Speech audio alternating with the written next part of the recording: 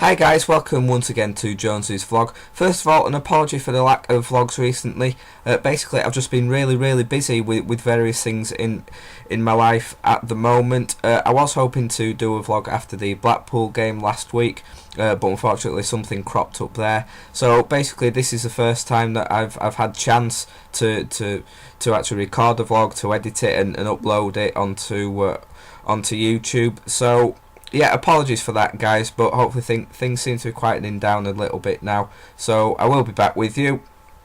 Also, whilst I'm on the subject, I'm hopefully starting to do some more Let's Play videos, some more gaming videos, considering either Far Cry 3 or Assassin's Creed 3. Not quite sure yet which to do, but I may start doing those next week, so for those interested, I will be starting them again. But anyway, on to Leeds United. It's going to be a bit of a mixed bag going back to Blackpool and sort of on from there. So yes, there was a lot of positivity after that 2-0 victory at home against Blackpool. And every right to be, you know. Warnock finally picked a team that we'd all been crying out for so long, you know, obviously dropping Rodolph Austin and Michael Brown, bringing the likes of Norris, Green and Michael Tong back into the side. Just what we'd been asking for. And you know, it was a really great victory. You know, obviously not perfect for me, actually. Even though I've been asking for him to come back in, I thought Paul Green had a particularly poor game in that match. And you know, there was still some hoofball there, but not as much as what we've been seeing. There'd been a lot more sort of playing football on the ground, and that was really great to see. Obviously, Morrison scoring his first goal for the club, that was really good to see. Personally, for me, I still haven't seen enough in Morrison to think, oh great, we've got a good replacement for Becchio here. He doesn't seem to want to jump or compete for any headers at all, which, you know, you can say whatever you liked about Becchio, but at least he did attack every ball that was in the air for him. But yeah, obviously, you know, he's been out for quite a long time. He's only played a few games for us, so I'm not wanting to judge him so far. But a lot of the fans started saying after that Blackpool game, oh, we've finally got a new Becchio and he's much better than Becchio. For me, I'm not seeing that myself, and I don't agree with that.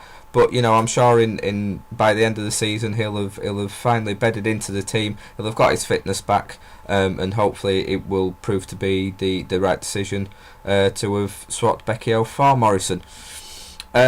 In that game also, Sam Byram was much better after making quite a few mistakes in his last few games. I thought he was back on form, and to be honest, just the whole team in general. I thought David Norris was fantastic. For me, he was probably my man of the match. You know, he scored a fantastic goal. And just the way he was attacking from midfield and finding a lot of passes and getting stuck in. So yes, you know, and obviously to get a clean sheet, that was a massive bonus in that game against Blackpool. So like I say, a lot of positives to be taken from that. But as I said after that game, I didn't want people to get, you know, too excited and, you know, hoping for too much just on the back of that one game. For me, I said that game will only mean something if we go into Saturday's game against Blackburn and get a win and produce a similar performance. Now, I wasn't at the Blackburn game, but as always, I was listening to the game and keeping up to date with Twitter and seeing what people were saying. And it seemed to be yet another frustrating game, just like the Middlesbrough game and just like the Wolves game. We seemed to come up against quite a poor side in Blackburn. A lot of people have been saying recently under Michael Appleton that they've been doing really well and playing some decent football, but that didn't seem to come across on Saturday. And it was a game that, once it was going on, everyone was thinking, well, Blackburn are there for the taking, we need to go and win this game, we can easily win this game, and if we're seriously looking at playoffs, these are one of the games that we need to be winning. And as was proved last night with Leicester winning, was it 2-0 or 3-0 against Blackburn? Apparently they played really poor, did Blackburn, but you see Leicester are one of those sides in the promotion places, looking there to cement a promotion place, a playoff place. And they went and did it, you know, they scored 3 goals and dominated the game completely. It seems to be something we're lacking in our game, you know, coming up against these poorer sides and we can dominate them all we like and play them off the park, but we're not taking those chances, and that's the major issue that we have at the moment. And again, that seemed to be the case on Saturday. Ross McCormack, was it Ross McCormack that had a great chance? Luke Varney spurring a chance when he had more time than what he thought on the ball, just sort of lashing out.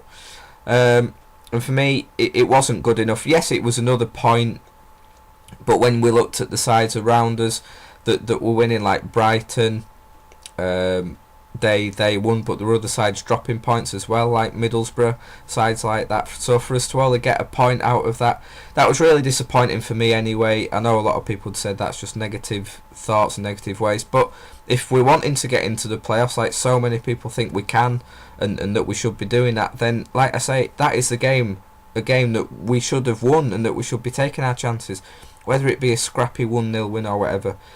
That's the sign of a team that deserves to be in the playoffs or in the promotion race, and we just seem to be lacking that at the moment. So for me, that's why I don't think that we will be getting in the playoff places this year. But that is my own personal thought, guys. Obviously, let me know what you think there. Obviously, another negative to be taken from that game. Well, actually, no. First of all, a positive was the clean sheet again. I think recently we've been letting in so many goals, and the clean sheets have been quite elusive to us. But to get the clean sheet in that game with players like Jordan Rhodes in that team, and the fantastic midfield that Blackburn do have on paper, to get a clean sheet there was quite fantastic. Negatives, again, Neil Warnock deciding not to make any substitutions. A lot of people saying, why would you make substitutions when we were so on top in the game? Well, as I said, and quite a lot of people said, yes, we were on top, but we clearly needed to do something different in that game to create more chances, more clear-cut chances. Now, for me, personally, El Hadj Diouf would have been the perfect player in that situation to do that for us. Someone who could hold on to the ball, pick those clever little passes to put people through on goal, or put the crosses in that we didn't seem to be doing in that game. We have Ryan Hall on the bench, someone who'd be on the wing with some pace, again getting that ball into the box and creating more chances for our strikers. We've got Steve Morrison there, who clearly can get his head on the ball in those attacking situations. Ross McCormack, who'd be in and around the penalty area for any loose balls coming by. So for me, it was a no-brainer situation, 20 minutes, 15 minutes from end, to bring Diouf on, to bring Hall on or something, change it up a bit. Yes, we were on top, but we weren't doing anything with it. We needed some fresh players on there with some fresh ideas. And for Neil Warnock just to ignore that and not bring any players on, it's just, again, I don't want to get into this whole Warnock out thing again, because I think we're probably stuck with him to the end of the season, so I'm not going down that road again. But for me, it just shows very old-fashioned tactics from him, and it just doesn't seem like he's too fussed or bothered about the job in hand here. So for me, there was more negatives than positives to take from that draw against Blackburn. Just step it up that little bit more, create more chances, and start taking those chances, and then we'll be winning these games that we're not getting anything out of. Those three games against, well, 4 games really. There was a game against Cardiff, there was a game against Middlesbrough, the game against Wolves, and the game against Blackburn, where arguably we've been the best side and played the other team off the park. We've got 2 points out of those 4 games, which really isn't good enough. A team in a playoff place would have taken all 3 points from all of those games. They've got 12 points, but we've only got 2. So that doesn't really show much in our favour. And show that we deserve to be up there in the playoffs at the moment. And another positive thing off the field that I have to give GFH credit for is the Paint It White scheme thing that they've brought in for the Huddersfield Town match. I think that's is it the 16th of March? I might be wrong with that one. Basically where they're asking all Leeds United fans to come wearing any white Leeds United top, so that Ellen Road will just be a sea of white, which I must admit will be fantastic to see, and may add just that little extra spice with the atmosphere, just to see an old-fashioned, all-white Leeds United Ellen Road. Basically I think it'll look fantastic. But the major part of that scheme is that anyone who's bought a ticket for that game, or anyone's going to buy a ticket for that game, and season ticket holders that are going to that game, can go to the Ellen Road Superstore and buy a current replica home shirt for just £10.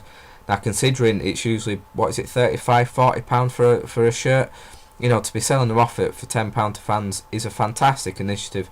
You know, I know that I've turned down, you know, wanting to go get a shirt and seeing the price of it, and I, you know, to charge £40 for replica shirts for me is just way too much. So a lot of people will be going out there to buy replica shirts.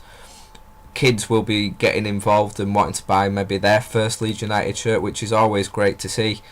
So I think it's, you know, another thing that we have to give GFH credit for. You know, a lot of things that we can maybe question them about at the moment, but to give them credit, you know, they are coming out with these initiatives. You know, the cheaper tickets, which we saw obviously worked against Blackpool. You know, fantastic 25,000 crowd that was in for that game, a fantastic atmosphere. And you know, initiatives like these, so things are working off the field. I'm starting to just think maybe they are the right people to be at the club, but only if someone else comes in with big money investment to work alongside them. So I'm not as down in the dumps about them as I was a couple of weeks ago. So yes, that's really all I've got to say. Like I said, I'm sorry it's a bit of a mixed bag, guys, but you know, I had quite a lot to catch up on. I'll definitely be doing another vlog this weekend, maybe straight after the Millwall game on the Saturday when I get back from it, if I've been to it. If it isn't on the Saturday, then it will probably be the Monday, because Sunday I'm quite busy that day as well. So yes, I'm hoping to get back into the swing of things here with the vlogs and make them more regular after every Leeds United match. So yeah, apologies once again for that, guys, but please do keep getting in touch. I've got up to about 4,500 views now, which is more than what I was expecting. I've got over 20 subscribers, which I never thought I'd even get to.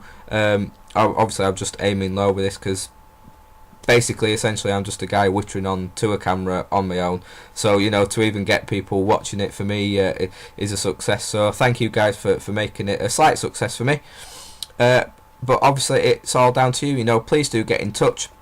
Always on here on the comments. There's always quite a few debates that get going, which is always really nice to see. That's the whole point of me doing this. And of course, get in touch with me on my Twitter at ChrisJonesLUFC, which I will always get back to you there.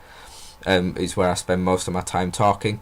So yeah, thank you very much for watching as always, guys, and get in touch, and I will be speaking to you very soon.